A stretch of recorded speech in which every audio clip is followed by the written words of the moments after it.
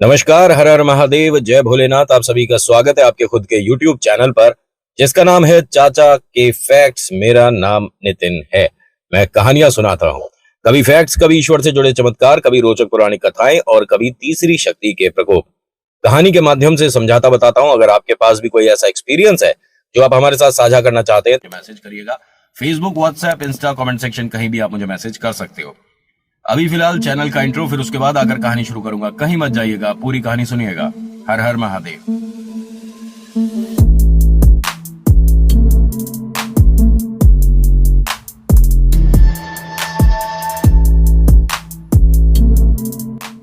आज की कहानी जयपुर से है और ये एक ऐसे कपल की कहानी है जिनकी जिंदगी में बहुत सारी खुशियां चल रही थी। एकदम वो फाइनेंशियली भी सेटल थे, पैसे की कोई समस्या नहीं, घर वालों का पूरा साथ सपोर्ट, और शादी के बाद एक बहुत अच्छा वक्त। एकदम से सब कुछ बदल गया। एक दौर आया जिसके अंदर सुनने में आया कि कोई समस्या भारत में आ चुकी है और जिसकी वजह से जो नौकरी पेशे वाले लोग हैं उनके साथ भी प्रॉब्लम आने वाली है। ये दोनों एक ही जगह जॉब करते हैं। नाम इनका आकाश और सोनिया है। जहां जॉब करते हैं वहां पर तकरीबन 1 महीना तो जॉब ठीक ठाक चला। थोड़ा घर से काम करने का हो गया था शुरू, लेकिन एक अजीब सी मेल ने, मतलब एक अजीब से मैसेज ने इन दोनों की पूरी दुनिया हिला दी। घर वालों को भी पता चला तो सबने कहा कि ऐसे कैसे कर सकती है कोई कंपनी। भाई, जो आपके काम कर रहा है वो किसी भरोसे पे आपकी वैल्यू के साथ काम कर रहा है, लेकिन ऐसा कैसे कर सकते हैं। कंपनी ने साफ एक मैसेज भेजा हर किसी को कि आपको अब सिर्फ 30% पैसे मिलेंगे जितनी आपकी तनख्वाह थी। आधे भी नहीं, सिर्फ 30% आपको पैसे मिलेंगे। अगर करना है तो करो, नहीं तो कहीं और देख लो। इन दोनों के पैरों के नीचे से जमीन क्यों निकल गई? क्योंकि अभी 1 साल पहले इन्होंने एक मकान और एक गाड़ी अपने हैसियत के हिसाब से लिया था। उसकी किस्तें सिर पर आ गई। जो इन दोनों की फैमिली है, ये दोनों मिडिल क्लास हैं, साधारण है। लेकिन मिडिल क्लास की एक पता गलती क्या होती है? मतलब हमारे पास 2 पैसे कहीं से आए नहीं कि हमने अपने शौक थोड़े से रईसों वाले कर लिए। अरे, जब आपके पास कहीं से पैसा आता है ना, तो तकरीबन 1 साल 2 साल सिर्फ वो आने दो। अपने पास सिर्फ एक सेविंग के नाम पे उसे जोड़ते रहो। कुछ खामा का खर्चा, जबरदस्ती की महंगी चीजें, शौक, ये नहीं करने चाहिए। बाद में ऐसा ही होता है। इन्होंने पहले तो ये सोचा नहीं, और किसी ने भी नहीं सोचा था कि इस तरह की कोई समस्या आ सकती है कि आपको दुकानें बंद रखनी है, आपको जॉब नहीं करनी है, आप घर से काम करेंगे, आप आधे पैसों में काम करेंगे। और कुछ स्कूल की टीचर्स तो वो मुफ्त में ही काम करती रहीं, क्योंकि बुरा लगेगा सुनकर, लेकिन हाँ, बहुत सारे स्कूल्स को ये मौका मिल गया कि टीचर जो अब है, ये अब उनका पेट है, कोई पालतू जानवर है उनके घर का, जो कि रात दिन अब उसे मैसेज कर दो और उससे काम करवाते रहो। क्योंकि स्कूल में तो कुछ घंटे होते हैं, उसके बाद आप मैसेज कर सकते हैं, नहीं कर सकते हैं, आपके ऊपर डिपेंड करता है। लेकिन अगर आप घर पर हैं तो ऐसा लगता था कि टीचर हमेशा ही अवेलेबल है। इन दोनों को बड़ा बुरा लग रहा है ये देखकर कि अब स्थिति कैसे चलेगी। शुरुआत के 6 महीने जैसे तैसे काट दिए गए, लेकिन 7वें महीने इनको अपनी गाड़ी बेचनी पड़ी। जो माता पिता हैं दोनों ही फैमिली के, वो इतने सक्षम नहीं कि पैसे से कोई बहुत ज्यादा मदद कर दे। गाड़ी बिकने के बाद अब नौबत आ रही है कि मकान की किस्तें, बड़ी समस्या हो रही है, निकल नहीं पा रही। इनके ठीक अपार्टमेंट के सामने जो भाई साहब रहते हैं, उन्होंने एक ऑफर दे दिया पैसों का कि आप यहां रह रहे हो, रहते रहो, कोई दिक्कत नहीं है, लेकिन ये मकान मुझे बेच दो और जो पैसे हैं वो मैं आपको दे दूंगा। अभी फिलहाल इन्होंने 1-1.5 हफ्ते 2 हफ्ते इस बात को टाला। फिर देखा कि जो इसकी मकान की किस्त है ना, ये हमारे को भारी पड़ रही है। मैं करूं तो कैसे करूं, क्या करूं, कुछ नहीं समझ आ रहा। इन्होंने उस बात के लिए हाँ कर दिया, और जब हाँ करा तब इनको एक ईश्वर के बारे में पता चला, खाटू श्याम, कि कोई भगवान जी हैं, खाटू श्याम जी। ये अगर कोई हार रहा है तो उसकी तरफ से आते हैं और फिर हारने नहीं देते। यह हकीकत है। अगर आपने महाभारत पढ़ी है तो आपको पता होगा कि अगर बाई चांस खाटू श्याम बाबा कौरवों की तरफ से लड़ जाते तो आज महाभारत की जो एक कहानी है उसमें बहुत बड़ा बदलाव आ जाता, क्योंकि उन्हें बहुत बड़ी सेना की फौज की जरूरत थी ही नहीं, वो अकेले सक्षम थे, काफी थे। और वो तो हमारे कन्हैया, उनकी लीलाएं कि महाभारत हमें इस रूप में मिली, वरना सब कुछ बदल देते वो। जो बाबा श्याम है ना, सिर्फ 3 बाण थे उनके पास, उससे ही काया पलट हो जाती, और 3 की जरूरत भी नहीं पड़ती। कहते हैं कि सिर्फ एक ही तीर काफी था पूरे ब्रह्मांड को शांत करने के लिए। महाभारत में सिर्फ इतने से लोग थे जो कि युद्ध कर रहे थे, वो तो पूरे ब्रह्मांड के लिए सक्षम है सिर्फ एक तीर।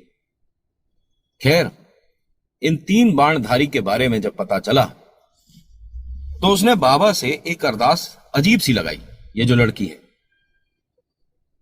कि बाबा हमारी जिंदगी में बहुत सारी खुशियां थी, अब उनकी परछाई भी नहीं है। क्या आप हमारे को सिर्फ इतनी खुशी दे सकते हो कि हम जिंदा रहें? इन्होंने अरदास लगाई और इनकी परिस्थितियां किसी भी रूप में बदल नहीं रही थी। अब इसे जिससे पता चला बाबा श्याम के बारे में, उसने कहा कि मेरे पास एक तस्वीर भी है, तू इन्हें मंदिर में रख और बाबा श्याम सब कुछ ठीक करेंगे। क्योंकि जिनकी आस्था है ना बाबा से, वो सच में सामने वाले को 100% ये बात यकीनन बोलते हैं कि बाबा मदद करते हैं। खाटू श्याम बाबा से आपने अरदास लगा दी तो वो खाली नहीं जाएगी। आज नहीं तो कल जो आप मांग रहे हो आपको मिलेगा जरूर। थोड़ा कभी देर सवेर हो जाता है तो उसमें हमें भगवान नहीं बदल देने चाहिए, मुझे ऐसा लगता है। बाकी आपकी सोच, आपकी इच्छा, आपका मन। इसने अपने पतिदेव से कहा कि हमारी ही बिल्डिंग में एक मकान है जहां से मुझे एक तस्वीर लेकर आनी है। तो इन्होंने कहा कि अभी फिलहाल लिफ्ट बंद है और इतनी नीचे तक जाओगे फिर आओगे। एक काम करता हूं, मैं ले आता हूं, कौन सी फोटो है, कौन सा फ्लोर है, कौन सा मकान है, बताया सब कुछ। तो उसने कहा मैंने इन भगवान के बारे में सुना नहीं। सुना तो मैंने भी नहीं है, लेकिन अभी मुझे हफ्ता भर हुआ है और इनके बारे में बात करती हूँ या इनकी तस्वीर देखती हूँ फोन पे, तो एक अच्छा सा लगता है कि हाँ ये हमारी कुछ मदद करेंगे। तो बोलता है कि भगवान भी पैसे वालों की मदद करते हैं और हमारे पास तो है नहीं। इतनी तेजी से हमारा पैसा घट रहा है कि चाहकर भी हम रोक नहीं पा रहे, हमें समझ नहीं आ रहा क्या करें। अब ये आदमी यहां से वो तस्वीर लेने गया बाबा श्याम की, ठीक है। ये लोग रहते थे 10th फ्लोर पर और ये तस्वीर 3rd फ्लोर पर है। मतलब बाबा श्याम की जो तस्वीर आनी है वो 3rd फ्लोर पर है। वहां गए, जब तस्वीर ली तो ये वो दौर था जिस वक्त लोग किसी के घर में जाना आना पसंद नहीं करते थे। बाहर से कुछ ला रहे हैं तो भैया धोकर खाओ तभी वो ठीक रहेगा, धूप लगाओ, बहुत सारी और भी थी जो कि ठीक भी रहा। उन्होंने इन्हें घर में अंदर इनवाइट करा, लेकिन इसने मना कर दिया। इसने कहा कि नहीं, वो अभी ऐसा चल रहा है ना, तो जितना दूरी रहे तो उतना सही है। तो उन्होंने कहा हमने तो बाबा श्याम की आपको तस्वीर जो दी है इसे कहीं साबुन से नहीं पहुंच देना। उसने कहा नहीं नहीं, और ऐसा बिल्कुल भी नहीं होगा। इनके लिए मैंने व्हाट्सएप कर दिया है आपकी वाइफ को कि आपको किस तरह से पूजा अर्चना करनी होती है, बाबा सब कुछ ठीक करेंगे। चलो जी। अब ये यहां से वापस अपने फ्लोर पर आया तो देखता क्या है कि जो उनकी धर्मपत्नी है वो दरवाजे पर उस आदमी से बात कर रही थी जो कि सामने रहता है, जो कि इनका मकान खरीदने को राजी हो गया था। मतलब 10 रुपए की चीज वो सिर्फ 6 रुपए में ले रहा था। ऐसा हुआ है, बहुत हुआ। और नोक झोंक हो रही थी किसी बात को लेकर। इसने पूछा कि क्या हुआ, कि ये भाई साहब तो देखना अब उस चीज के पैसे इतने बोल रहे हैं कि मकान के इतने मिलेंगे। उसने और पैसे घटा दिए। इसने कहा भाई साहब हमारी आपकी बात हुई तो थी। उसने कहा नहीं, आपका मकान महंगा है, इसमें थोड़ा सा काम भी कराना होगा, कहीं पुताई वगैरह है वो करानी है, फर्श भी एक आध जगह से टूट रहा था, तो मैंने पैसे ज्यादा बोल दिए थे। यानी अब 10 रुपए की चीज उसके लिए 3 रुपए की है। इसने कहा कि ठीक है, फिर हमें बेचना ही नहीं है, जो आपने हमें कुछ पैसे दिए थे वो हम लौटा देंगे। वैसे कायदा तो ये है कि पैसे लौटाए नहीं जाते, ठीक है, लेकिन लिखित में हो रही होती बात तो बात भी थी, ये तो मुंह जुबानी बात चल रही थी। उसने इनके पैसे लौटा दिए। उसने कहा कि नहीं, अगर 2-4 रुपए बढ़ाने हैं तो बढ़ जाएंगे। खूब बातें हुई लेकिन वो डील मना हो गई। तो ये हंस के बाबा श्याम को अपने गले लगा लेती है। बाबा श्याम की जो तस्वीर है उसे गले लगाती है और कहती है कि बाबा हमारा ये पहला मकान था और सपनों से मैंने इसे सजाया था, मैं नहीं चाहती थी कि ये हमारे हाथ से चला जाए। उस आदमी ने तो कहा कि आप मकान हमें बेच दो और किराए पर रहते रहो। मतलब मकान यही रहेगा, आपको कहीं जाने की जरूरत नहीं है, क्योंकि यहां से दोनों का दफ्तर पास था। आदमी कहता है इनका कि इनके घर में आते के साथ ही हमारी अच्छी खासी डील कैंसिल हो गई और तू इनको सीने से लगाकर बड़ी तारीफें कर रही है। कह रही नहीं, मैं तुम्हें कह नहीं सकती थी, मेरे मन में तो यह था कि मकान ना बिके, लेकिन परिस्थिति ऐसी हो रही थी कि मैं बीच में कुछ बोल नहीं पाई। मेरी तरफ से मेरे बाबा ने बोल दिया, मेरे बाबा ने कर दिया।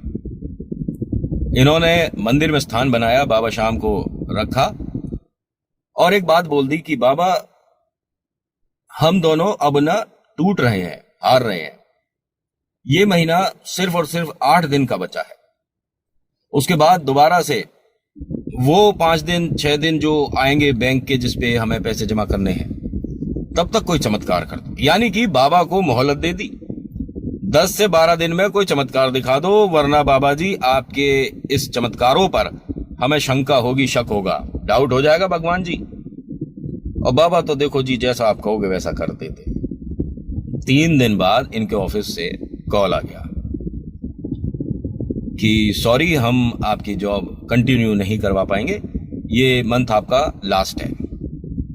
ये तो चमत्कार की शुरुआत हो गई। पतिदेव को बहुत बुरा लगा और उसने कहा कि मुझे ऐसा लगता है कि इनके घर में आने के बाद से हमारे घर में दिक्कतें आ रही हैं, ये फोटो को बाहर कर दो। उसने तो कुछ और शब्दों का इस्तेमाल करा जो कि गलत थे, गंदे थे। मैं नहीं बोलूंगा क्योंकि बाबा शाम अगर आप बोल रहे हो तो वो शब्द नहीं आने चाहिए। खैर, इस आदमी ने जब ऐसा बोला तो धर्मपत्नी नाराज हो गई, गुस्सा हो गई और कहती हैं कि मेरे बाबा के लिए इस तरह से बात करने की जरूरत नहीं है, वरना मेरे से भी बात करनी बंद कर दो। इन दोनों का मतभेद शुरू हो गया। अब क्या कहोगे इसे? चमत्कार नंबर 3, पहला मकान की डील फाइनल थी, कैंसिल हो गई। दोनों की जॉब अच्छी खासी चल रही थी, दोनों का ये आखिरी महीना है, और तो और दोनों के मन में एक अंडरस्टैंडिंग थी, दोनों एक दूसरे से मोहब्बत करते थे, सारी बातें मिलकर फेस कर रहे थे। लेकिन अब इन दोनों के बीच में भी अनबन हो गई। ये चमत्कार है? नहीं। ये महीना निकला, बैंक से मैसेज आ गया कि आपके अकाउंट में इतने होने चाहिए, क्योंकि आता है ना, पहले मैसेज आता है इतनी तारीख को किस्त जाएगी, और उस किस्त के बाद इनके पास जो पैसे बच रहे थे वो सिर्फ इतने थे कि 1 महीने की और जा पाएगी, फिर नहीं। जब वो किस्त गई उसके बाद जैसे तैसे करके ये अपने घर को चला रहे थे। मतलब जो सामान 10 रुपए का आता था उसे सोचना पड़ गया था कि खरीदें कि कल के लिए छोड़ दें। कोल्ड ड्रिंक्स वगैरह सब दिमाग से हवा हो गई थी, पेस्ट्री और दुनिया भर की बहुत सारी चीजें सब हवा हो गई। बाजार का रुख बदला कुछ समय बाद। कुछ ऑफिस कुछ समय के लिए खोले गए, ठीक है, लेकिन संपूर्ण तरीके से सब कुछ नहीं खुला था। मतलब स्कूल्स वगैरह तो खुले ही नहीं थे। इन दोनों ने कई जगह अप्लाई कर दिया था जॉब के लिए। एक कोई विदेशी कंपनी थी, इन्होंने हर जगह अप्लाई करा तो भारत के बाहर से इन्हें एक ऑफर आया, जो धर्मपत्नी है उन्हें। और उन्होंने जो चीजें रिक्वायरमेंट, मतलब कह सकते हैं जॉब में चाहिए, जो चीजें आपको आनी चाहिए, उनमें से एक चीज ऐसी थी जिसमें जो पतिदेव हैं उन्हें महारत हासिल है। फोन पर इनका इंटरव्यू हो रहा था, मतलब वीडियो कॉल पर इंटरव्यू चल रहा था। तो जैसे ही सामने वाले ने उस चीज के बारे में कहा तो इसने कहा कि वो मुझे नहीं आता है। उन्होंने कहा नहीं, इसके साथ ही हम आपको पैसे ऑफर कर सकते थे, लेकिन अगर आपको नहीं आता तो सॉरी, हम नहीं। तो इन्होंने क्या कहा कि आप मुझे जॉब ऑफर कर दीजिए प्लीज, मुझे बहुत ज्यादा जरूरत है, और इसके लिए मैं कोई असिस्टेंट रख लूंगी जो कि ये काम कर देगा। वो एकदम हंसा कि चलिए अगर ऐसा है तो आप मैनेज कर लीजिए। और जो पैसे बोले, इनकी तनख्वाह जो चल रही थी उसमें 6 गुना ज्यादा थी। पतिदेव मतलब नाराज तो थे कि मुझे बात नहीं करनी, सोफे पर बैठे आराम से चाय पी रहे थे, इंटरव्यू चल रहा था। और जैसे ही उन्होंने अमाउंट सुनी, पैसे सुने, चाय का कप उनके हाथों से छलक गया, थोड़ी सी चाय पैरों पर गिर गई। एकदम उसे देखते हैं और वो अपने पतिदेव को देखती हैं और इशारे से बुलाती हैं कि आप इधर आओ। उसने कहा तुम्हारा इंटरव्यू चल रहा है। उसने कहा आप आओ तो सही। इंटरव्यू के लिए उसको भी अप्लाई करना था वैसे, लेकिन यहां पर सिर्फ कॉल एक ही आया था। जो सामने बॉस थे उसने उनसे अपने हस्बैंड को मिलवाया और कहा कि ये मेरे हस्बैंड है और मैं इन्हें ही असिस्टेंट रखना चाहूंगी, और क्या हमारे जो पैकेज आपने बोला है उसमें कुछ बढ़ोतरी हो सकती है, तो हमारे को कुछ मतलब मदद हो जाएगी। हमको वास्तव में पैसों की बहुत ज्यादा जरूरत है, ऐसा कुछ इन्होंने बोल दिया था फोन पर। तो वो जो लोग थे ना जो इंटरव्यू ले रहे थे वो भी बहुत सारे थे, लेकिन कैमरे पर बस एक ही आ रहा था। अब उसने कैमरे को थोड़ा सा पीछे करा तो बाकी लोग भी दिखे। उनमें से एक ने इनके पतिदेव से एक सवाल किया इस जॉब को लेकर, इसने उसका आंसर दिया। अब इंटरव्यू उसका भी शुरू हो गया। अब जब ऐसा हो रहा था तो भाई दोनों तजुर्बेकार तो थे, इंटरव्यू जो क्लियर कर रहे थे, इन्हें उम्मीद नहीं थी कि यहां से कॉल भी आएगा, लेकिन आ गया। भाई साहब इसका भी इंटरव्यू क्लियर हो गया। अब इसको जो तनख्वाह ऑफर हुई वो धर्मपत्नी से 5-10% ज्यादा ही थी। इनके पैरों के नीचे से जमीन निकल गई कि ये हो क्या रहा है। मतलब जो पैसे ऑफर हुए हैं कमाल है भाई साहब, 6 गुना ज्यादा मिल रहा है। यहां जो तनख्वाह हम लेते थे उससे 6 गुना ज्यादा। उन्होंने एक बात और बोला कि आप हमें थोड़ी सी श्योरिटी दे दीजिए कि आप हमारे लिए मतलब काम करेंगे, क्योंकि आपको काफी तजुर्बा है, आपको तो कोई भी हायर कर लेगा। तो एक तरह की अंडरस्टैंडिंग के लिए एक कागज साइन हुआ जिसके अंदर उन्होंने 5 साल के लिए इन दोनों को हायर करा। इस लड़की ने अपने बॉस से एक रिक्वेस्ट करी जब कॉल खत्म हो रही थी और इन्हें जॉब ऑफर हो गई थी कि बस आप थोड़ी देर के लिए रुक जाओ। वो रुका। ये मंदिर गई, बाबा शाम की तस्वीर लाती है और कैमरे पर दिखा के बोलती है वो फॉरेनर हैं, वो अंग्रेज हैं, ठीक है। उनसे कहती है कि will you please repeat after me, मतलब मेरे बाद आप ये चीज बोलेंगे। उसने कहा बताइए क्या बोलना है। जय श्री श्याम। अंग्रेजों से जय श्री श्याम बुलवा दिया इस गुड़िया ने, और उन्होंने बोला। और आज भी ये लोग वहीं उसी कंपनी में काम कर रहे हैं। और हां, अगले साल ये दोनों विदेश सेटल हो रहे हैं। कमाल की बात बताऊं, इन दोनों को नाम से वो जो लोग हैं ना, जो इनके मालिक हैं, भूल जाते हैं, लेकिन इस तरह से बोलते हैं कि वो इंडिया में जो जय श्री श्याम वाले हैं, आप ये जो काम है उनकी तरफ फॉरवर्ड कर दीजिए। मतलब इनका नाम ही पड़ गया, जय श्री श्याम वाले हैं ये दोनों। इनके जीवन में बहुत सारी समस्याएं आई थी, लेकिन कहती हैं कि बाबा श्याम ने जितने दिन हमने कहे थे उतने दिन में हमारे को ऐसे ऐसे गजब चमत्कार दिखा दिए जो कि हम जिंदगी भर नहीं भूल सकते। मुझसे पूछ रहे थे कि हमारी कहानी ऐसी है, क्या आप सुनाओगे? मैंने कहा मैं सबकी कहानी सुनाता हूं, सबकी कहानियों पर भरोसा करता हूं। बस आपको थोड़ा सा मतलब वेट करना पड़ता है, कहानी अपलोड होने में वक्त लगता है।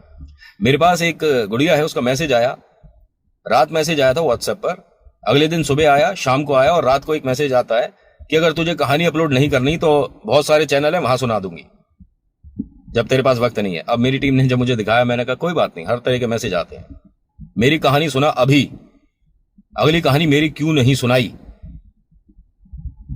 इस तरह से बोलकर क्या मिल जाएगा?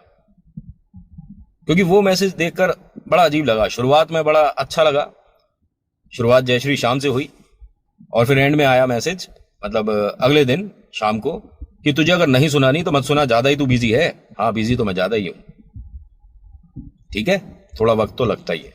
जिनकी कहानी मैं सुनाता हूं उनसे पूछिए कि कब भेजी थी और कब जाकर अपलोड हो रही है, थोड़ा तो वेट करना पड़ता है। और जिस तरह से आपने मैसेज करा ना कि बहुत सारे हैं सुनाने वाले, वहां सुनवा दूंगी तो बहुत सारों में आप चुन लीजिए किससे सुनवानी है। सब मेरे से अच्छे हैं, मैं तो कोई गिनती में हुई नहीं। मुझे बस 2 काम आते हैं, भोले बाबा की जय, और बाकी आप सब कैसे हो, तीसरा मुझे कोई फर्क नहीं पड़ता कौन कैसी कहानी सुना रहा है, सब अच्छी सुना रहे हैं। मैं तो अभी सीख रहा हूं जी, जिस दिन सीख जाऊंगा यूट्यूब उस दिन कहानी अच्छी हम भी सुना लेंगे। तो आज की कहानी में इतना ही। आज की कहानी कैसी लगी बताइएगा जरूर, अच्छी लगी तो प्लीज लाइक करिए, शेयर करिए, कमेंट में लिखिएगा जय श्री श्याम, आपका नाम, आपकी जगह, कहां से वीडियो देख रहे हो। हर बार की तरह वही बात बोलूंगा, किसी बात पर यकीन हो ना हो कोई फर्क नहीं पड़ेगा, बस अपने भगवान, अपने ईश्वर पर पूरा भरोसा रखो, चमत्कार 100% होंगे। So thank you so much for watching. मेरा नाम नितिन है, मुलाकात करूंगा आपसे अगली वीडियो में। हर हर महादेव, जय भोलेनाथ। धन्यवाद के लिए हाथ बदलेंगे हम। धन्यवाद।